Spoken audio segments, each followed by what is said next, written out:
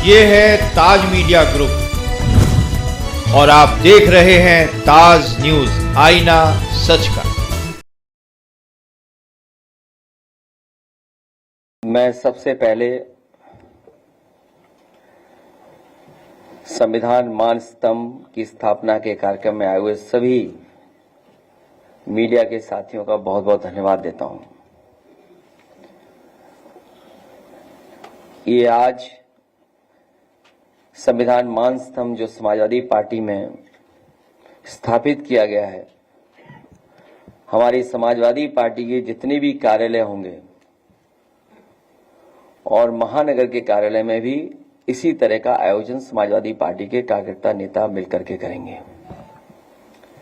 और हमें उम्मीद है कि जिन बातों को लेकर के पीडीए और समाजवादी पार्टी का रास्ता है, उसी रास्ते पे चल करके समाजवादी पार्टी से और लोगों को जोड़ने का काम लगातार चलता रहेगा। समाजवादी पार्टी इकलौती पार्टी है जो हमारे संविधान में सिद्धांत के रूप में समाजवाद शब्द है, वो केवल इकलौती समाजवादी पार्टी में वो नाम आता है। जहां आज संविधान मान स्तंभ की स्थापना हो रही है, वहीं आज हम कारगिल विजय दिवस के तमाम हमारे वीर शहीदों को भी याद करते हैं। मैं उनको भी नमन करता हूं। मैं सभी लोगों का बहुत बहुत धन्यवाद देता हूं।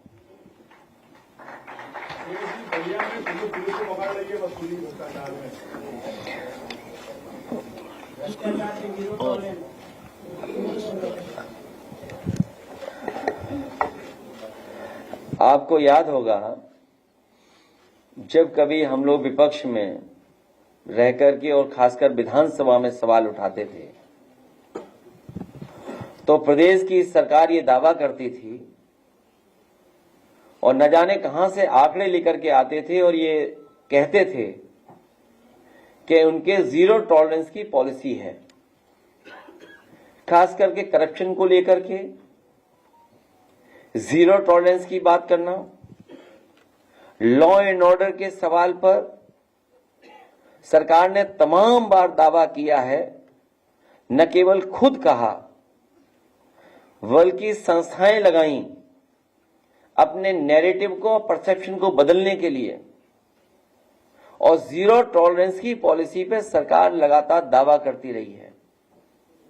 और जिस तरीके से लगातार हम लोग सुन रहे हैं सरकार के विधायक क्या कह रहे हैं, उनके ही अपने नेता ये कह रहे हैं कि उन्होंने जीवन काल में, उन्होंने अपने पूरे राजनीतिक जीवन काल में ऐसा भ्रष्टाचार नहीं देखा होगा जो इस सरकार में चल रहा है।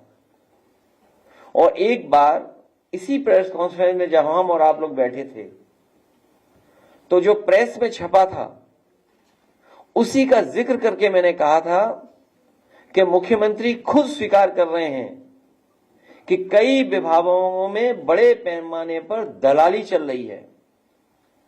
और ये जब बात कही गई थी तो आप जानते होंगे पलट करके क्या बात रखी गई थी। और आज जो हमारे साथी ये सवाल उठा रहे हैं बलिया का लेकर के, आपको जानकारी होगी कि समाजवादी पार्टी के विधायक संग्राम सिंह, उन्होंने विधानसभा में इस बात को रखा था। तो ये एक जगह के भ्रष्टाचार का तो खुलासा हुआ है। उत्तर प्रदेश के न जाने किस किस कोने में कितने बड़े पैमाने पर भ्रष्टाचार चल रहा है। और जो लोग ये होर्डिंग भी पढ़ेंगे या जो हेडलाइन अखबारों में छपी है, बड़ी मुश्किल से ऐसी हेडलाइन अखबारों में मिलती है, पुलिस ही डाकू, बड़ी मुश्किल से अखबारों की हेडलाइन ये मिलती है, पुलिस ही डाकू हर दिन 15 लाख वसूल रही है। सोचिए आप, अगर अखबार ये मजबूरी में लिख रहा है कि वो परेशान होकर के लिख रहा है, और मुझे ऐसा लग रहा है कि हमारे अखबार के लोग भी अब अपनी जिम्मेदारी निभाने लगे हैं और बहुत जल्दी खुल करके ये जिम्मेदारी निभाएंगे। हम इसके लिए भी अपने लोगों को, आज जब संविधान मान स्तंभ की स्थापना कर रहे हैं, तो अपने पत्रकार साथियों को इस बात के लिए भी बधाई देते हैं। तो ये एक सड़क, एक जिले का भ्रष्टाचार जो दिखाई दे रहा है, पुलिस को पकड़ रही है। प्रधान सांसद जी के क्षेत्र में पता करिए क्या रहा। क्या ये बात नहीं निकली कि पुलिस क्या कर रही थी? वसूली। और ये जो इनकाउंटर का जो डर दिखाते हैं, हमने और आपने कई बार सोशल मीडिया पे वो वीडियोस देखे हैं जहां पर पुलिस रेट तय कर रही थी कि टांग पे गोली मारी जाएगी तो इतना पैसा देना पड़ेगा। और फिर हम लोगों ने वो भी देखा कि जब बंदूक नहीं चली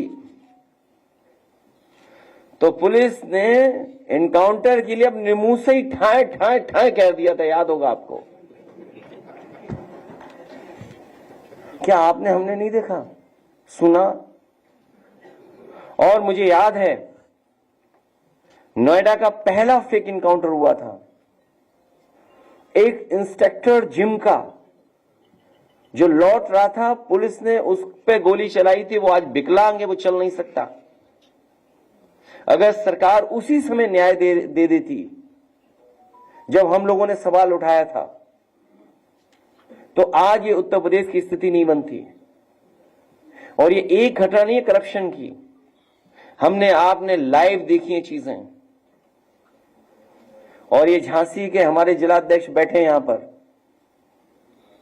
एक नौजवान, कुछ पैसे को लेन देन था पुलिस इंस्पेक्टर के साथ।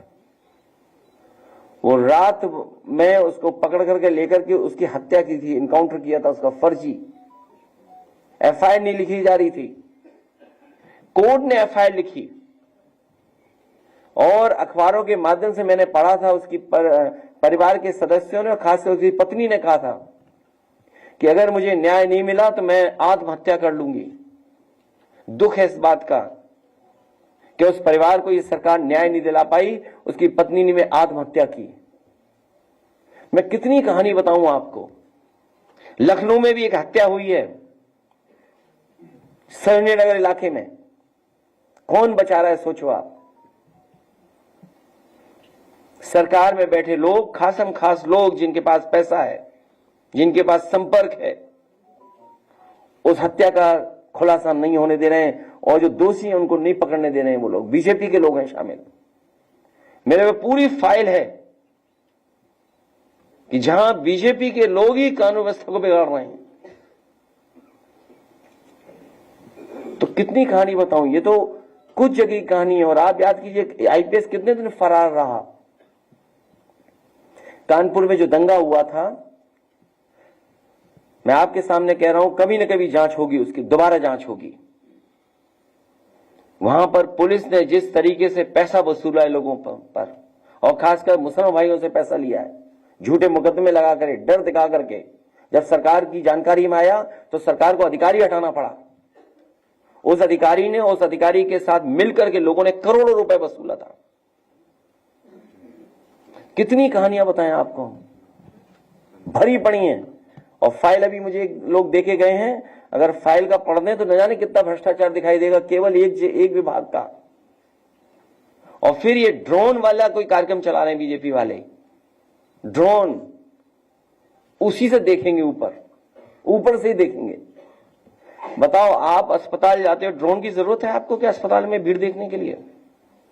लोहिया अस्पताल जाइए, आप सिविल हॉस्पिटल जाइए, पीजीआई आप जाइए, क्या आपको ड्रोन की जरूरत पड़ेगी भीड़ देखने के लिए? आप किसी रेलवे स्टेशन पे चले जाओ, आपको जरूरत पड़ेगी ड्रोन की भीड़ के लिए, देखने के लिए। तो 10 साल रह करके इन्होंने हर व्यवस्था को खराब किया है। हर व्यवस्था, हर विभाग बर्बाद कर दिया। ये दावा करते थे कि मेडिकल कॉलेज बना रहे हैं, भले 13 मेडिकल कॉलेज नहीं बन पाए, जिनको एनएमसी ने मान्यता नहीं दी। कहीं मान्यता मिली है 13 मेडिकल कॉलेजों को? और जो मेडिकल कॉलेज हैं उनकी स्थिति क्या है? कहीं इलाज नहीं मिल रहा गरीब को, एक जिला अस्पताल नहीं बनाया। जहां पर दवाई इलाज इंतजाम पूरा मिल जाए गरीब को, तो स्वास्थ्य विभाग वो दिखाई दे रहा है, और कितना भ्रष्टाचार होगा उसमें पता ही नहीं। ये तो कुछ खुल रहे हैं, और ये खुल इसलिए रहे हैं कि कुछ लोग मोहरा बन गए हैं। वो मोहरा हैं, दिल्ली के वाईफाई के वो पासवर्ड हैं।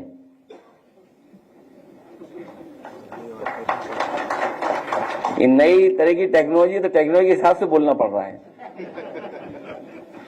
आप समझ गए हो कौन मोहरा है? सुनने में आया कि मौर्य जी मोहरा हैं, दिल्ली के वाईफाई के पासवर्ड हैं। अगर दिल्ली वाले किसी से मिलते हैं तो लखनऊ वाले भी मिल रहे हैं किसी से। तो बताओ सरकार चलेगी ऐसे? क्या सरकार चलेगी बताओ? और जिन्होंने बिगाड़ा है सब कुछ, क्या वो लोग ठीक करेंगे? और सबसे गंभीर सवाल मैं आपके सामने रखता हूं। मुझे याद है कि इस प्रदेश के गवर्नर थे, हमें चिट्ठी लिखते थे और अखबार में सरकार को, समाजवादियों को बदनाम करने के लिए जातिवादी का आरोप लगाते थे। बताओ कोई है कहीं कोई जो गिनती करे कौन कहां बैठा है? बताओ मुख्यमंत्री जी कौन है, मुख्य सचिव कौन है, प्रमुख सचिव कौन है गृह, और विभाग में कौन कौन कहां बैठा है? सोचिए आप भी तो थे, कभी कभी उठाते थे सवाल जातिवाद का। तो आप विचार करिए, गंभीर सवाल है। तो यूपी ऐसे नहीं चलेगा। यूपी की जनता को इन्होंने धोखा दिया है। यूपी की जनता का इन्होंने सब कुछ बर्बाद कर दिया। बजट की बात तो लोकसभा में होगी कि यूपी को क्या मिला। हालांकि प्रेस के सामने मैंने कहा कि अगर पूर्वांचल एक्सप्रेसवे में केवल 25 किलोमीटर ये सरकार बना देती तो दिल्ली से भागलपुर तक आप एक्सप्रेसवे पे चले जाते। जिस गांव में जितना बना करके छोड़ दिया हम लोगों ने, उस गांव से आगे 1 इंच जमीन नहीं सरकार ने ली। अगर कोई गाजीपुर का हो तो वो जानता होगा पखनपुरा तक छूट गई थी सड़क, उसके आगे नहीं सड़क जा पाई। तो अगर वो सड़क बन जाती जो पैकेज दे रहे हैं बिहार को, और बिहार की बाढ़ कैसे रुकेगी बिना यूपी की बाढ़ को? 30-40 जिला तो हमारे बाढ़ में प्रभावित हैं। नेपाल से बातचीत किए बिना और यूपी की बाढ़ को रोके बिना बिहार की बाढ़ कैसे रुक जाएगी? यूपी की बाढ़ नहीं रुकेगी। तो इसलिए आप खेल देखिए दिल्ली के वाईफाई के पासवर्ड का। बैठक में नहीं जा रहे दोनों डिप्टी सीएम। नेम प्लेट वाले मामले पर अपने जो फैसला उसको बरकरार रखा है। किसमें? सुप्रीम कोर्ट ने जो नेम प्लेट वाला मामला था सर, दुकानों पे लगाने वाला, उस पर अपना वो मैं कह चुका हूं सर, दोबारा क्या कहना। मैंने तो कहा ना कि ये लोकसभा चुनाव में आखिरी कम्युनल जो इनकी जो कम्युनल जो पॉलिटिक्स थी उसका अंत अगर किसी ने किया तो समाजवादियों ने किया, पीडीए परिवार के लोगों ने किया। ये जो कम्युनल पॉलिटिक्स थी, सांप्रदायिक राजनीति भारतीय जनता पार्टी, उसको अगर किसी ने रोका है और उस राजनीति को अगर किसी ने खत्म किया है तो समाजवादी लोग और पीडीए परिवार के लोगों ने।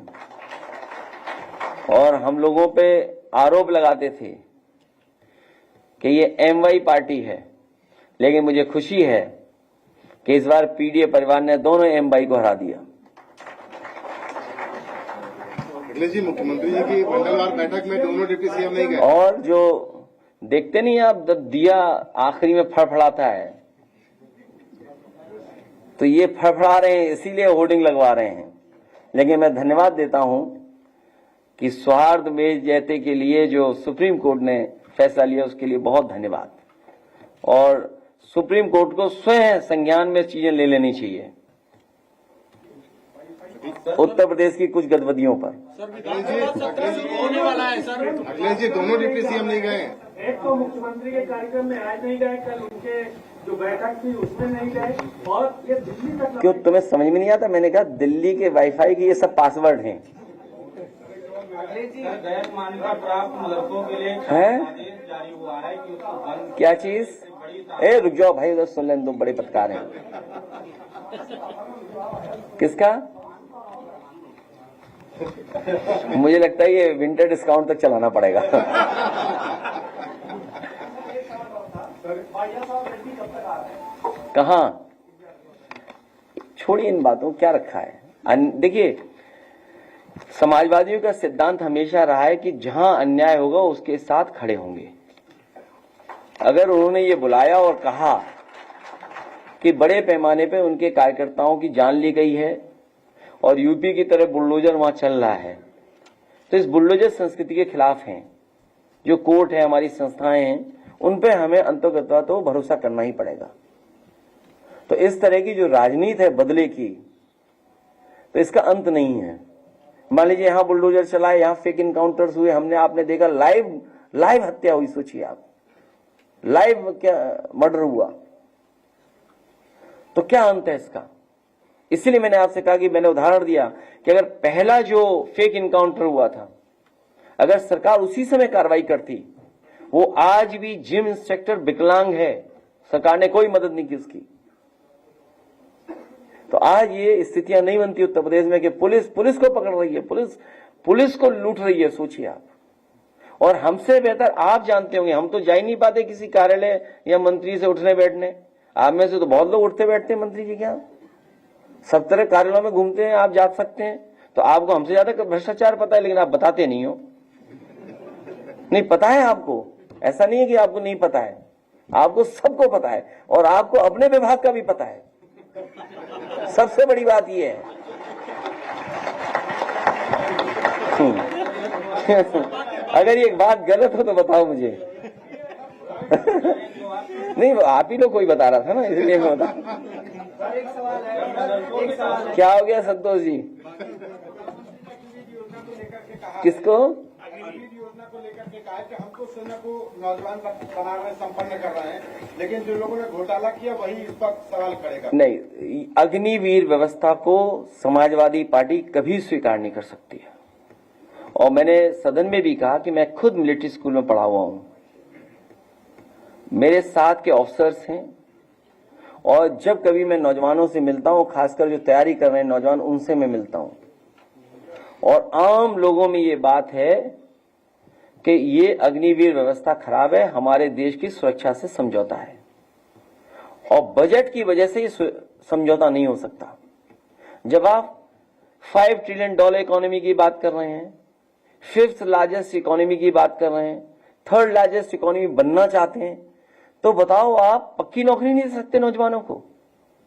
तो ये आंकड़े किस बात के हैं? झूठे आंकड़े हैं। इसका मतलब अगर 5th लार्जेस्ट इकोनॉमी आप बन रहे हैं दुनिया के और तीसरे बन जाएंगे आप, तो आप फौज को पक्की नौकरी नहीं दे सकते फौज के अंदर।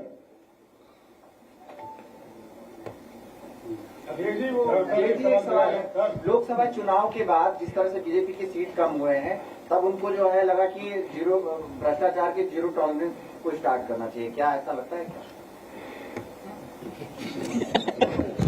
मेरे से ज्यादा आप जानते हो कितने परेशान है भाजपा के लोग, उन्हें समझ में नहीं आ रहा कि क्या मुद्दा उठाएं। को लेकर के जो शासन आदेश जारी हुआ है कि गैर मान्यता प्राप्त मदरसों को बंद किया जाएगा, इससे लाखों बच्चे प्रभावित हो रहे हैं। गांव में जो मकतब था वो बंद किया जा रहा है, और मदरसों से हिंदू बच्चों को निकालने का भी शासन आदेश जारी हुआ है। मदरसों में पढ़ाई अच्छी हो, और अपने जो उनका बोर्ड है उसके हिसाब से जो उनकी व्यवस्था थी उस पर सरकार को बहुत ज्यादा हस्तक्षेप नहीं करना चाहिए। और सरकार इसलिए हस्तक्षेप कर रही है मदरसों पे क्योंकि उन्हें बोर्ड का और परसेप्शन बनाना है। समाजवादी लोग आएंगे तो मदरसों को मॉडर्नाइज करने का काम और उनको सुविधा देने का काम होगा पढ़ाई को लेकर के। राहुल गांधी के बाद सुल्तानपुर यूपी में है, तो क्या उनसे कोई मुलाकात की? चले हम और आप दोनों लोग। मतलब कोई सवाल है बताओ, हद कर दिया आपने। इतने सीनियर जर्नलिस्ट हो आप, हम दोनों बगल में बैठते हैं, उसमें क्या पूछना? देखते नहीं हो टीवी क्या? ये ऐसे पत्रकार हैं अपनी ही न्यूज नहीं देखते ये। कमाल है भाई, टीवी भी नहीं देखते तुम। सपा के जो बागी है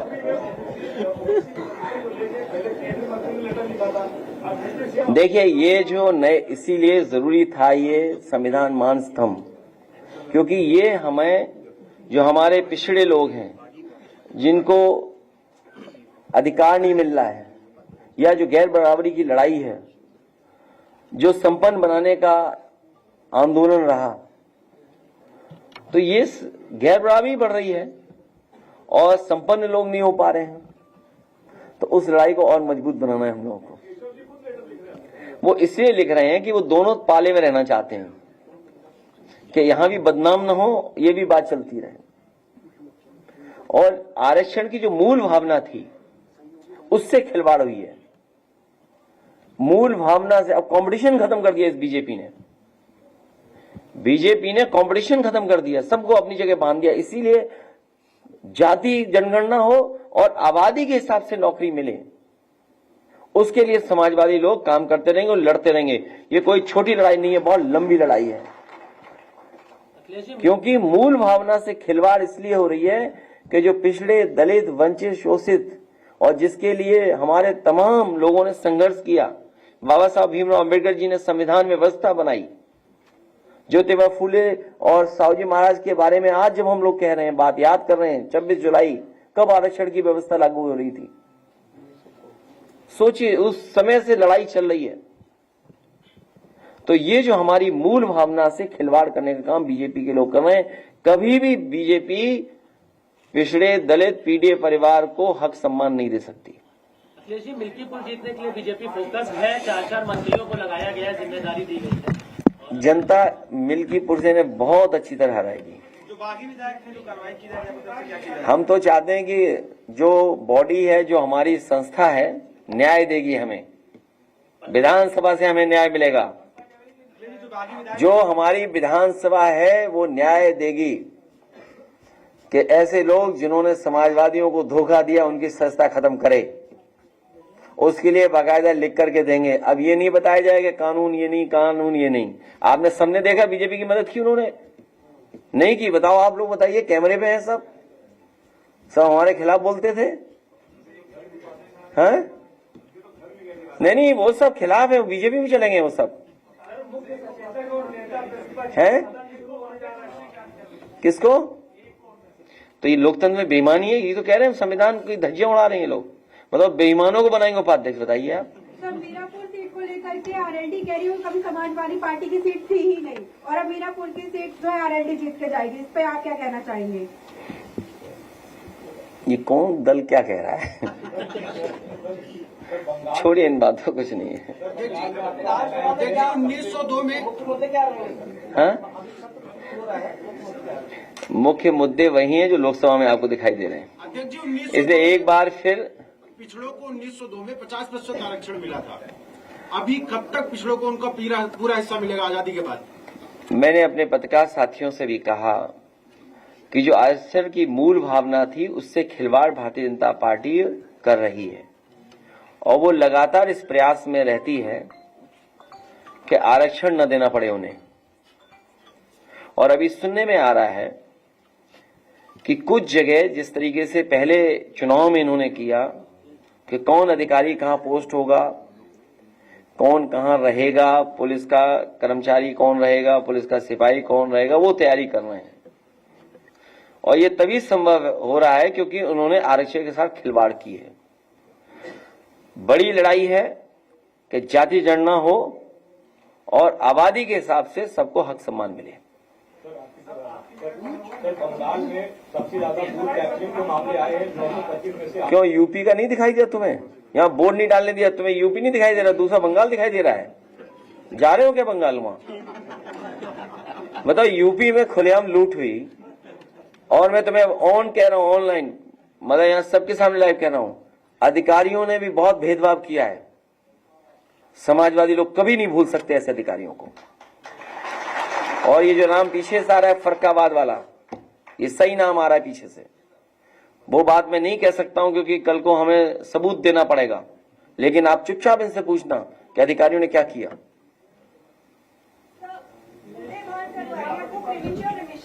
आपकी पार्टी के विधायक की हत्या में वो अंतर से क्या? इसके लिए कानूनी लड़ाई लड़नी चाहिए और इसीलिए हम कहते आए हैं और बहुत से लोग जानते हैं कि संविधान और कानून की धज्जियां बीजेपी उड़ाती है। इसमें जो भी कानूनी पक्ष होगा उनके परिवार के लोग उस पर विचार करेंगे। कोई सुझाव राय हो तो चुपचाप भेज दो। पटेल ने मुलाकात की है अखिलेश जी। हमारे आशु मलिक जी पार्टी के लिए बहुत काम कर रहे हैं गाना बनाने का। तो एक हमारे बहुत ही जिन्होंने हमेशा पार्टी के लिए गाना गाया, मैं कहूंगा आप लोग एक बार वो सुनिए गीत उनके पार्टी का। पल्लवी पटेल जी मुख्यमंत्री से मिल रही हैं लगातार। अच्छा, मुख्यमंत्री से आप मिलाओ, हम मिलाएं, कौन मिलाए? सब जाए मिलने जाओ, क्या मिलेगा वहाँ? मिलेगा क्या बताओ? कोई सदस्य बना देंगे वो? हैं? बस ये सदस्यता बचा लो हमारी। चलो उन्हें छोड़ दिया, नहीं माने, पीडीए की परिवार की है तो सदस्यता ना ली जाए उनकी। ये काम मुख्यमंत्री नहीं कर सकते, ये हम ही कर सकते हैं। ये काम मुख्यमंत्री नहीं कर सकते। पीडीए परिवार की आधी आबादी है तो आधी आबादी के खिलाफ हम लोग कार्रवाई नहीं करेंगे।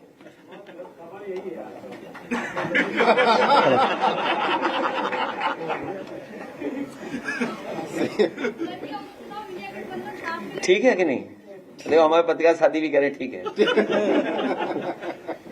वो कुछ और है, मैंने कहा ना कि मोरे एंड मोहरा, बस वही खेल है ये सब।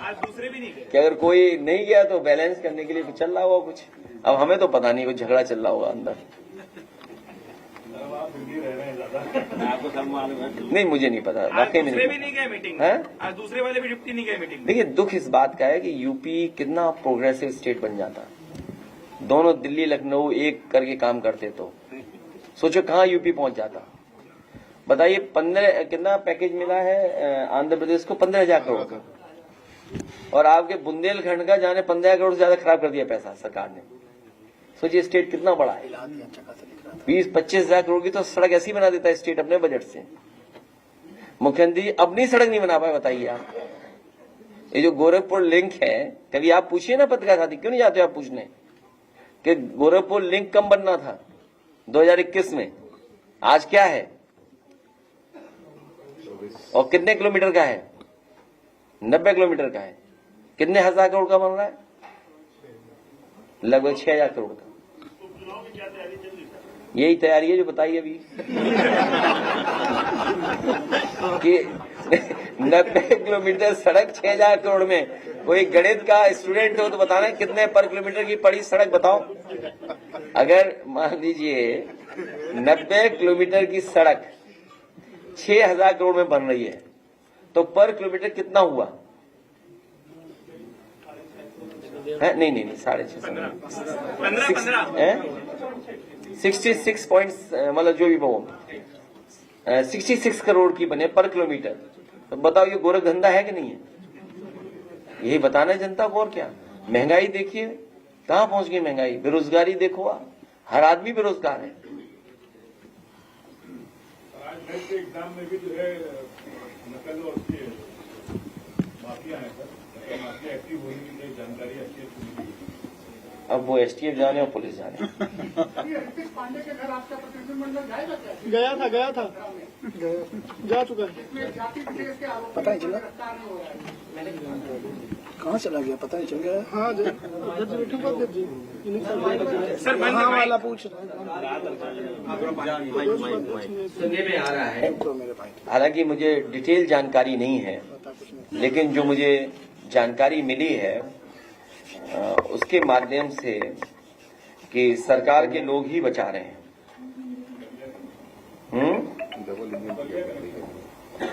नहीं, बलिया नहीं है, लखनऊ सरोजनगर कनेक्शन है।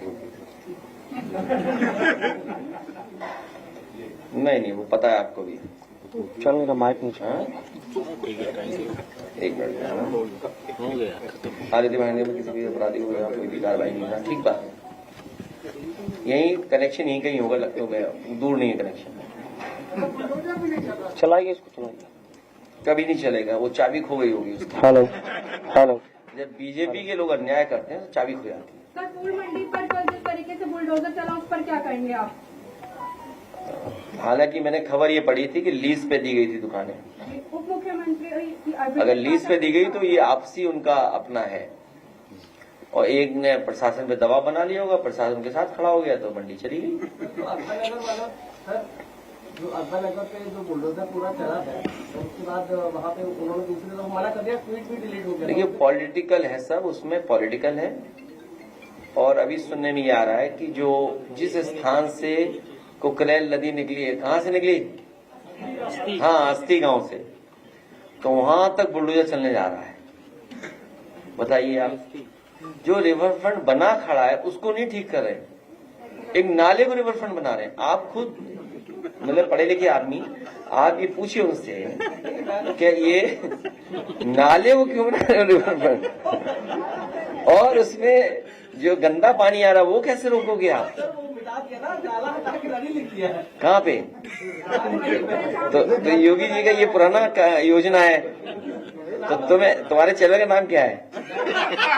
मिटा के हम एनडीटीवी लिख देते हैं। ये कोई बात है? तो एनडीटीवी हो जाओगे क्या तुम?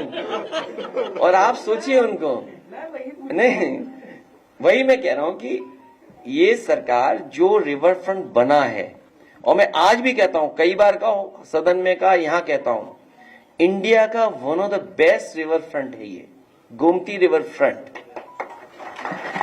और इसकी डिजाइन से लेकर के सब कुछ अच्छा है। मैं एक बार खुद देखने गया हूं कई वर्षों बाद, जो वहां फाउंटेन्स लगे उसकी नोजल में आज भी जंग नहीं लगी है, और कई करोड़ रुपए के फाउंटेन्स आज भी वो जो कंटेनर में बंद पड़े हुए हैं, और one of the best green plantation हुई है। वहां तय किया गया किस सीजन में कौन सा फ्लावरिंग होगा, उस हिसाब से उसमें प्लांटेशन हुई।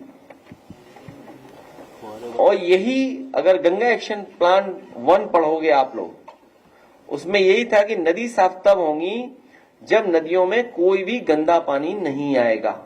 गंगा एक्शन प्लान 1 जो प्रोजेक्ट चला था राजीव गांधी जी के जमाने से, तो वही और उसी से मिलता जुलता हम लोगों ने डिजाइन कर करके किया कि कोई भी गंदा पानी इसके अंदर नहीं आएगा, चैनलाइज की रिवर। तो ये एक एग्जाम्पल था कि हम अपने शहरों के अंदर नदियां कैसे साफ पानी से बहें। लेकिन उन्हें क्यों पसंद आएगी ये सब चीजें? जब हम इत्र की बात कर रहे थे तब वो गोबर की बात कर रहे थे, तो उससे उम्मीद क्या करोगे आप? तो इसीलिए नाले को वो रिवर फ्रंट बना रहे हैं। सबसे पहला काम अगर होना था तो गरीबों का घर नहीं उजाड़ना चाहिए था। हालांकि गरीब जानता ही नहीं, उसे साइन करवा लिया, वो सहमति हो गई। गरीब को पता नहीं था, उसे साइन करवा लिए सब सरकार के लोगों ने, और आम सहमति से सब खाली करवा लिया होता है अखबार नगर। और अभी भी उसमें नाला मतलब गंदा पानी कैसे रोका जाए कोई व्यवस्था ही नहीं है। आप खुद पूछिए, अधिकारियों ने खुद ही आंख में धूल झोंक दी। जब खुद गए मुख्यमंत्री जी तो सुनने में आ रहा है कि किसी नहर का पानी लाके मिला दिया उन्होंने, तो साफ हो गई वो है। और हाँ, मुझे करेक्ट करना, मुझे एक नेक्स्ट स्टेप की बात मुझे करेक्ट करना आप लोग। मैंने अखबार में पढ़ा कि 1 किलोमीटर में 1.5 लाख पेड़ लगाए हैं। कैसे संभव है बताओ आप? झाड़ियां लगा दी होंगी हैं? नहीं, आप खुद सोचिए ना।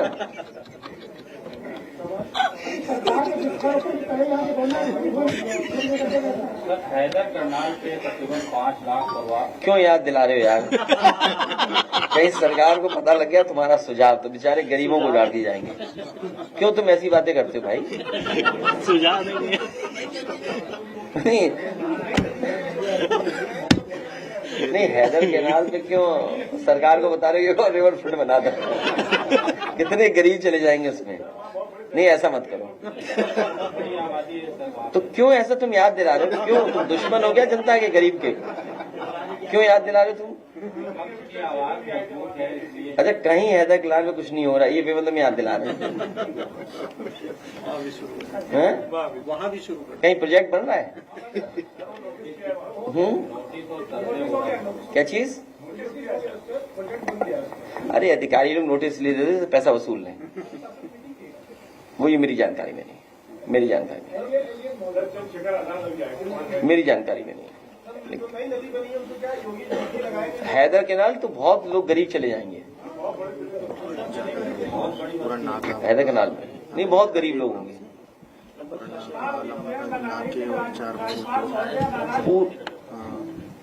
लखनऊ मत देखिए, मैंने आपसे शुरू में कहा पूरे उत्तर प्रदेश की स्वास्थ्य व्यवस्थाएं खराब हो गई। पुलिस का आप बता ही रहे हो, शिक्षा का आप जानते ही हो, तो सरकार थोड़ी चल रही है, बस हो रहा है काम, चल रहा है अपने आप। इसलिए आप पार्टी का गाना सुनिए।